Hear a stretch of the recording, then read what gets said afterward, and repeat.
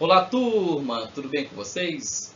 Vamos aí para mais uma aula de História, continuando aí os nossos conteúdos do segundo bimestre. Então, você que não acompanhou, ou está chegando agora na escola ainda, não assistiu o vídeo do primeiro bimestre, ele vai estar disponível aí na plataforma do YouTube da escola. É só você acessar o link, ou então você pode aí pedir para o professor que eu estarei lhe enviando a primeira aula desse segundo bimestre, correto? Então, vamos lá, pegue sua caneta, pegue seu livro didático também, que é muito importante para acompanhar nossas aulas, e vamos dar início aí a mais uma aula de história. Tudo bem? Então vamos lá.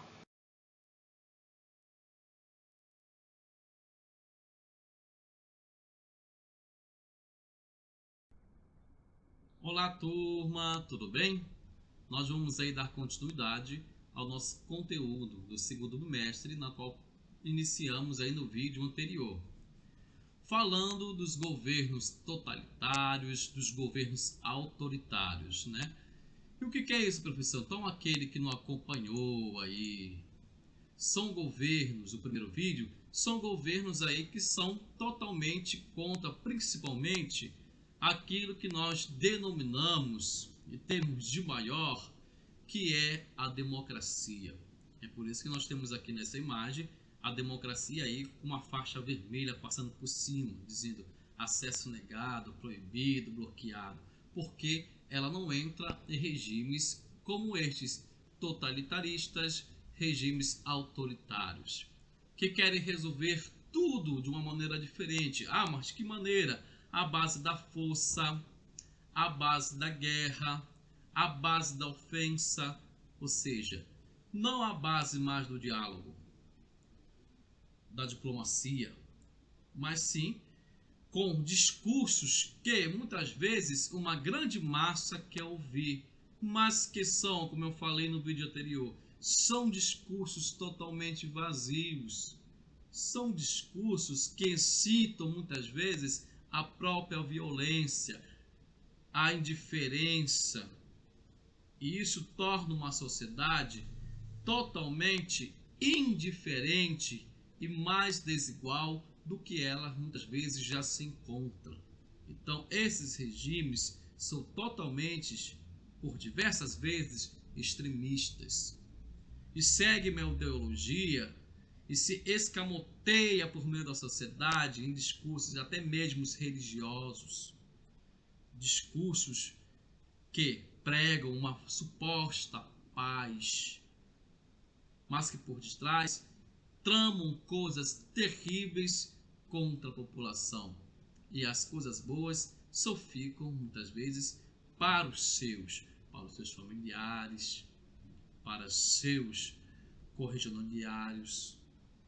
Então nós vamos aí perceber nessa aula de hoje algumas características desses regimes. Então vamos voltar ao nosso livro didático, que lá nós vamos ver, ele vai elencar algumas características desses regimes totalitários. E vamos avançar um pouco mais também, falando aí um pouco do fascismo e também do nazismo, que são assuntos que, apesar de acontecerem muito tempo atrás, estão aí em voga novamente, totalmente distorcidos, né? Muitas vezes aquele que não conhece, que não leu, totalmente entende uma outra coisa.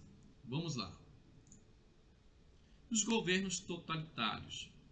Todo governo antidemocrático pode ser chamado autoritário. Dentro desse conceito estão os governos totalitários, assim denominados por apresentarem características próprias. Os governos totalitários que emergiram do contexto da crise de 1920 e 1930 se desenvolveram na Itália, na Alemanha e também na antiga União Soviética, hoje Rússia. Governos totalitários podiam ser tanto de direita quanto de esquerda. O que os define não é o direcionamento político, e sim, mas as características que os sustentam. Então vejam bem, não é o direcionamento político.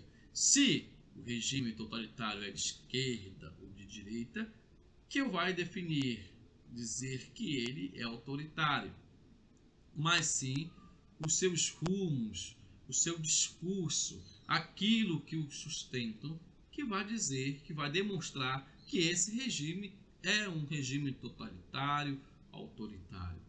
Não é porque a pessoa pensa diferente de você, ou então se julga de uma certa ideologia, ele vai dizer que é de esquerda, ele vai dizer que é de direita, que vamos dizer, então você é autoritário, então você é totalitário. Não é bem assim que é definido esses conceitos. Pois bem, nós temos aí algumas características desses governos, desse tipo de governar. Existência de um partido único, ele diz bem aqui, não há processo eleitoral e o poder executivo concentra todo o poder. Só há um partido e esse partido tem o poder nas mãos.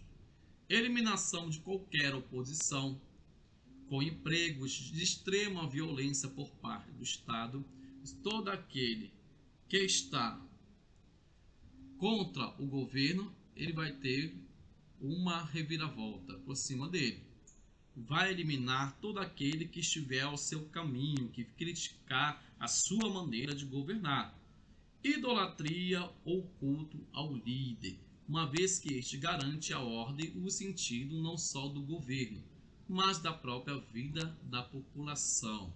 Então, muitas vezes, aquele que está à frente tem um certo carisma que consegue agaranhar certos adeptos, muitos adeptos até, para o seu lado.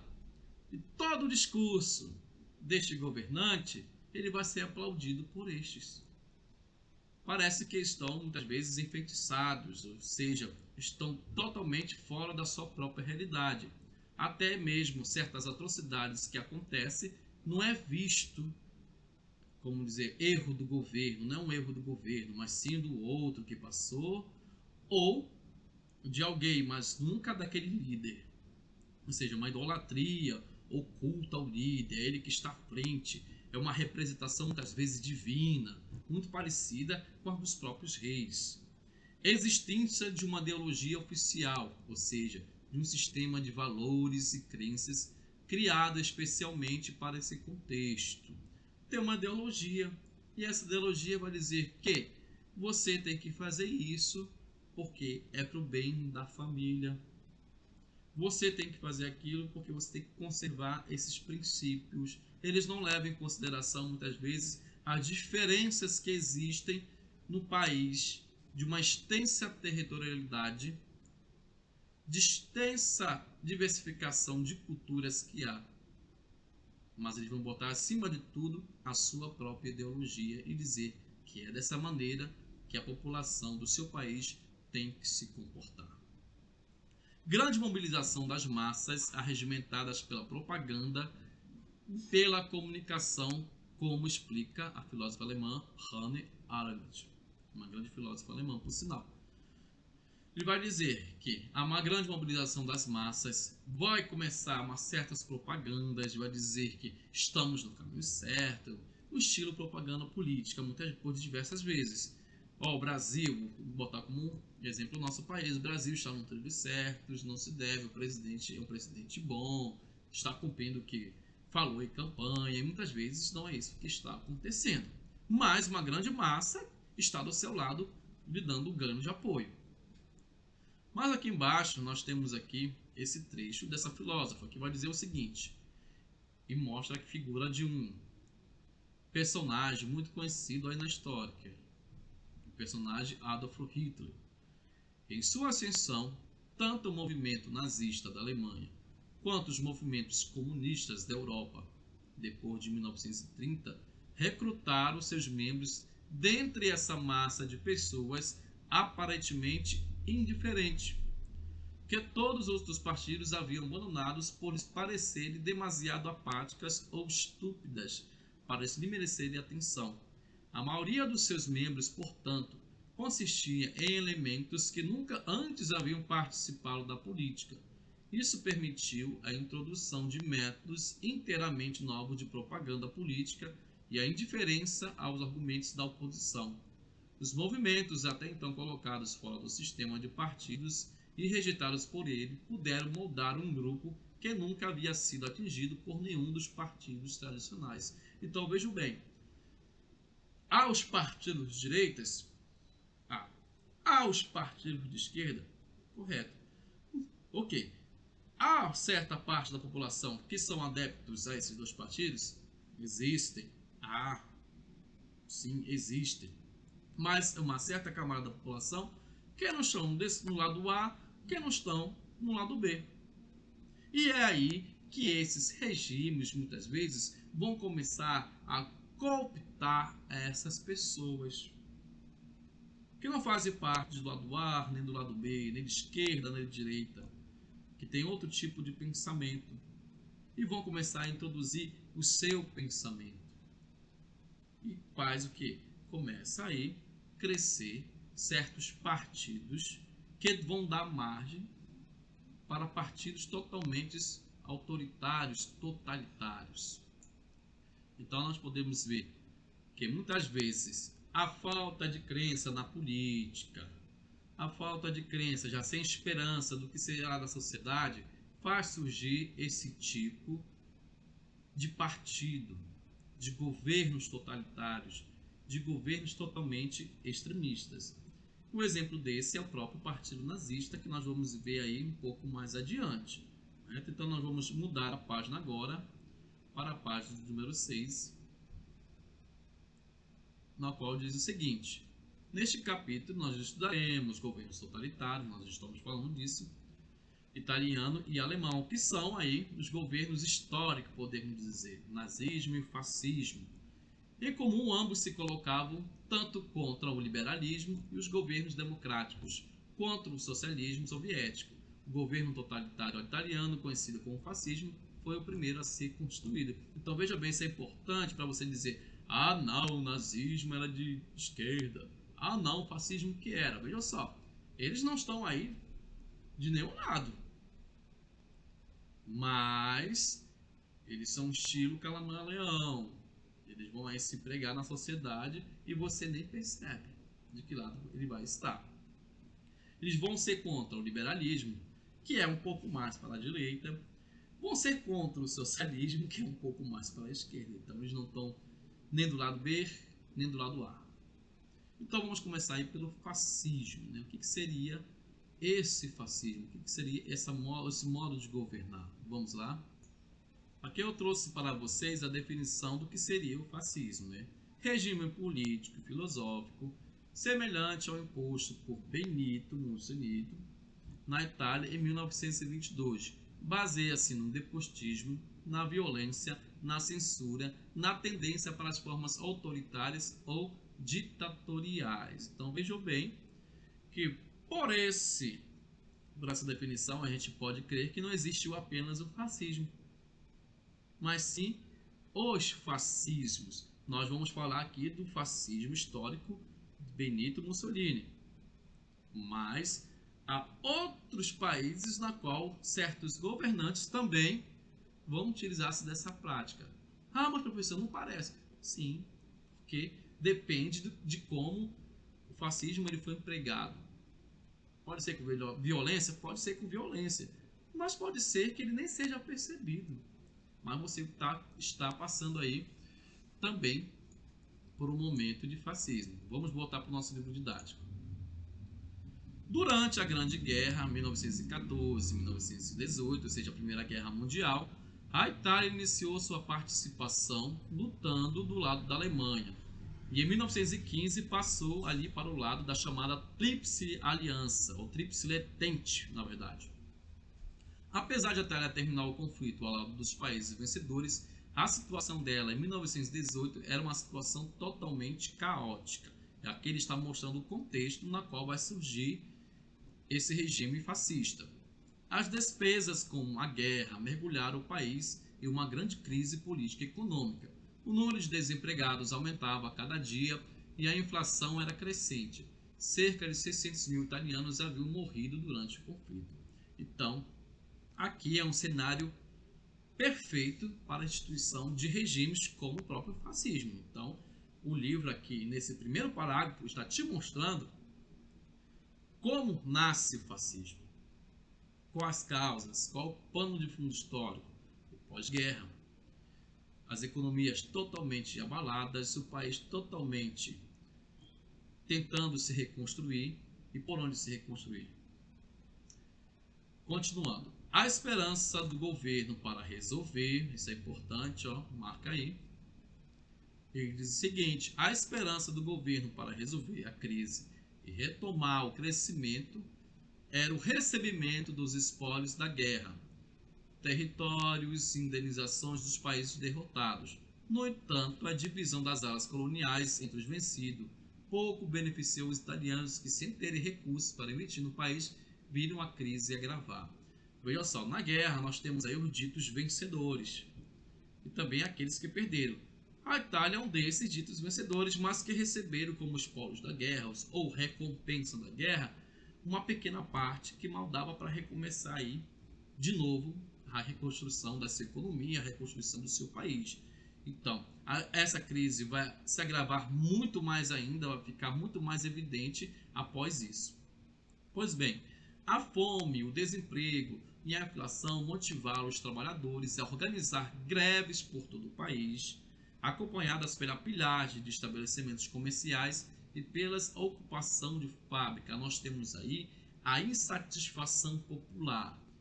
Então, o cenário está todo montado para nascer o quê? Regimes totalitários, regimes, discursos vazios, certos messias, salvadores da pátria, que vão aí, através do seu discurso, manobrar essa grande massa que está insatisfeita. Continuando. Em 1920, o Partido Socialista já contava com mais de 200 mil membros. Por causa dessa movimentação social, a alta burguesia italiana se sentiu ameaçada e passou a temer que os revoltosos iniciassem uma revolução de caráter socialista, nos mesmos moldes que ocorreram na Rússia. Ou seja, uma população que vinha aí também mergulhados na ideologia socialista, muitas vezes até nas leituras que faziam de Marx. Nesse contexto, o movimento político de extrema-direita, ou seja, um outro movimento político que não é da esquerda, mas é de extrema-direita, denominado fascismo, cujo objetivo era resolver a crise a qualquer custo, ganhou o apoio da alta burguesia e de vários outros grupos da sociedade italiana, e eis que surge o Partido Fascista. Ah, professor, mas como isso? Nós temos o cenário ideal, como nós acabamos de ler aqui, pontuar. Um país totalmente em crise, uma população totalmente satisfeita, sem emprego, muitas vezes até sem alimento. Pode ser que desencadeie aí uma revolução socialista, mas o governo tem que agir. Vai agir de que maneira? A burguesia, que são as pessoas que possuem um certo capital, vão se aliar ao governo e vão aí implantar o fascismo. Mas como funcionava esse partido fascista? É o que nós vamos ver aqui mais abaixo. Mussolini, o partido fascista. Mussolini é o grande aí, líder desse partido que vai fazer acontecer na Itália nesse ano. Em 1919, o jornalista e político Benito Mussolini criou os fasces italianos, de combatimento, ou seja, grupos italianos de combate. Grupo político que vai atingir cerca de 200 mil membros, ou seja, um grande quantitativo de membros, conhecido como os famosos Camisa Negras. Esses membros, ou denominados até mesmo já fascistas, concorreram a diversos cargos na eleição realizada em 1919. Não vão ter grandes vitórias até ali. A crise social italiana, no entanto, fez com que a simpatia e o apoio a esse grupo aumentasse. Em 1921, esse grupo, os Fasci Italiani de Combattimento, se transformou no Partido Nacional Fascista, contando com mais de 300 mil filiados. Então veja só, nós tínhamos 200 membros e isso vai ampliar mais, agora numa quantitativa de 300 mil filiados, que já vão ser simpatizantes do Partido Fascista. Muitos deles são aquelas pessoas que já não têm para onde correr, que já estão desanimados com a política, que já estão desanimados com a vida que estão levando e vão aderir esse discurso que está feito por Benito Mussolini. O que Mussolini então pregava? Vamos dar um zoom aqui, aí você pode acompanhar no seu livro didático. Mussolini pregava o resgate ao passado da glória do Império Romano. Por esse motivo, escolheu Fácil para denominar seu partido político e mais tarde seu governo. O Fácil representado, que é essa figura que está aqui, o Fácil, representava o poder do Estado na Roma. Era simbolizado por um feixe de varas amarradas ao cabo de uma cozião e um machado. As varas eram tradicionalmente utilizadas para açoitar os criminosos e o machado para decapitá-los, ou seja, simbolizava a forma como o Estado romano tratava os indivíduos criminosos. Então esse é o símbolo do fascismo, ou seja, ele volta ali com sentimentos do passado, dizendo, olha, nós temos que voltar a ser como nós éramos aí no Império Romano. E esse discurso atrai, esse discurso muitas vezes convence certas pessoas que pensam que esse regime é o melhor possível. Abrindo parênteses. Sem conhecer o que os romanos faziam com aqueles que tramavam contra os seus, contra o Estado. E lembrando também, abrindo outro parênteses, muitos pedem aí a volta da ditadura militar, a volta do ato institucional 5, mas nem sabem o que estão fazendo, o que estão pedindo na verdade. Continuando, vamos lá, nós temos o Partido Fascista. Em 1922, os socialistas também vão promover uma greve geral na Itália. Os fascistas vão se colocar contra essa manifestação e vão organizar um evento que vai ser conhecido como a Marcha sobre Roma, né? Uma marcha onde grande massa vai partir em direção a Roma, da qual aproximadamente 40 mil pessoas vão participar e vão exigir o fim das agitações sociais, daqueles que estão pressionando o governo. Então vejam só, uma grande massa que está pressionando o governo por melhores condições de vida. E por outro, há uma grande massa que está apoiando o governo e dizendo que toda aquela opressão que está acontecendo está certa. Continuando. Assim que assumiu o poder, Mussolini agiu a fim de favorecer seu partido nas eleições de 1924. Claro, por meio das fraudes. Assim que assume o poder, ele já pensa em permanecer no poder. É o poder pelo poder. No ano seguinte, vai ser instituído o Partido Único. Então veja só, regimes totalitários, uma das suas características, Partido Único. Não tem oposição. Quem é oposição é inimigo, é traidor, é conjurador, é conspirador. Assim que assumiu o poder, ele vai fazer isso. No ano seguinte vai ser instituído o Partido Único, sem permissão, é claro, da oposição, e as eleições vão ser abolidas. A violência vai ser amplamente empregada pelo Doce e aqueles contrários ao regime foram perseguidos e mortos. Então, veja só. É um regime totalitário? É um regime totalitário. É um regime autoritário? Também autoritário. Mas como surgiu isso? O contexto era aquele que nós falamos no começo. Uma grande crise que se passava na Itália. Uma grande crise que se passava na economia.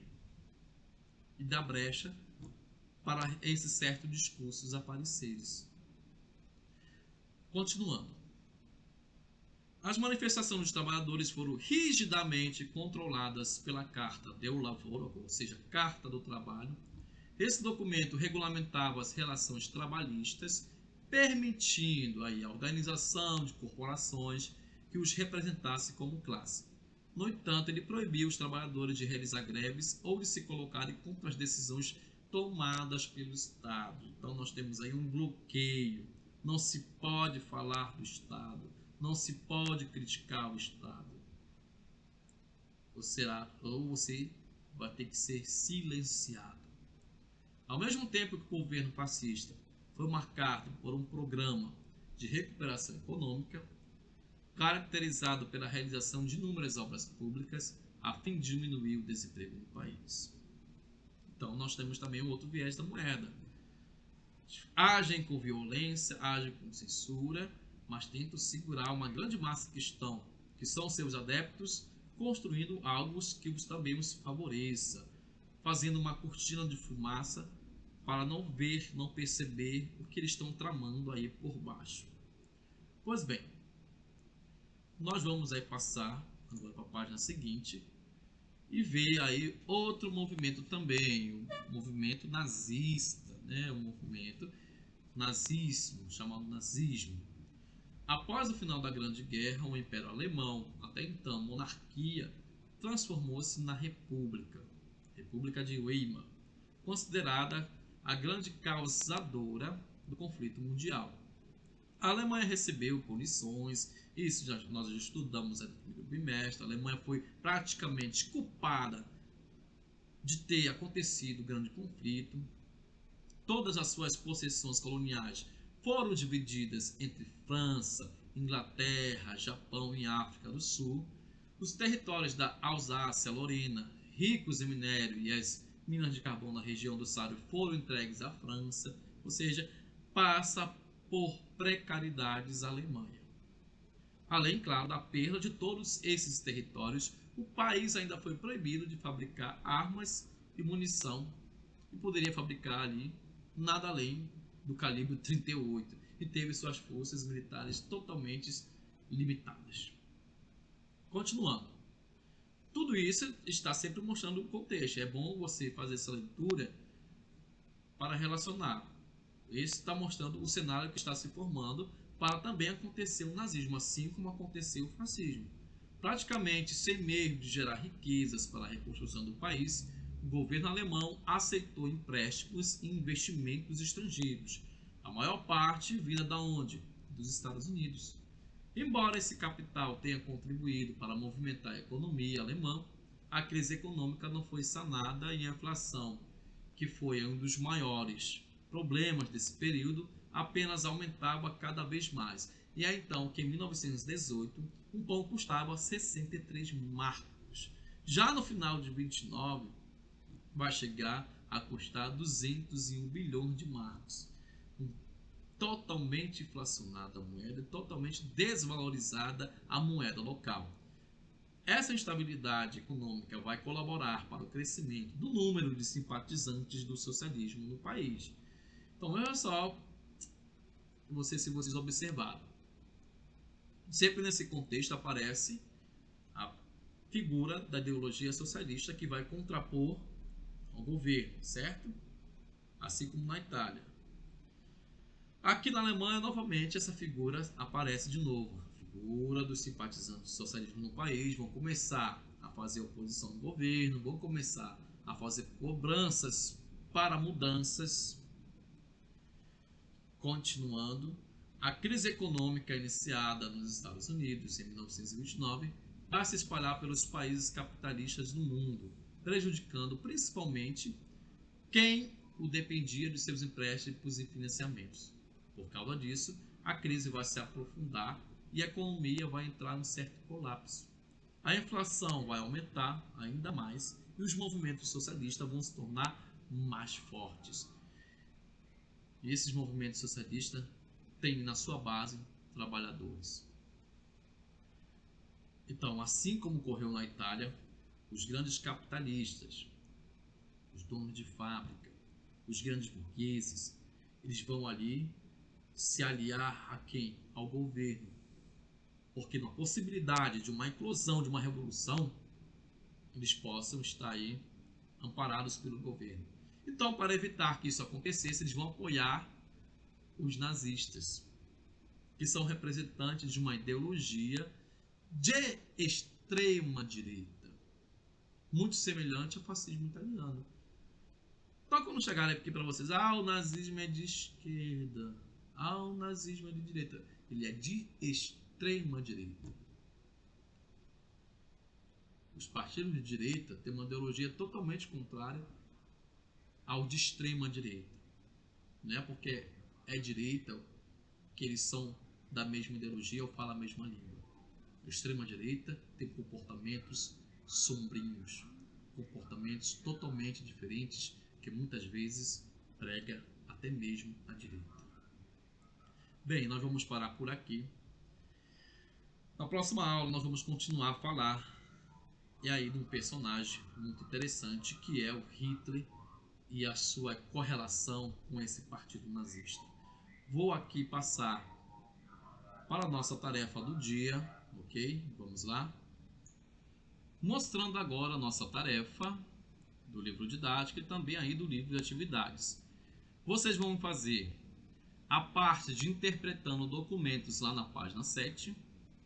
Organize as ideias na página número 5. E do livro de atividades, que é aquele livro que você recebeu também, a página 6. Tudo bem? Mantenham sempre esses livros totalmente atualizados, senhores e senhoritas, que eles vos servem também de nota para agregar aí na média bimestral do seu bimestre. Tudo bem? Desde já agradeço a atenção de todos. Tenham todos uma boa semana de todos. Fique com Deus e um grande abraço.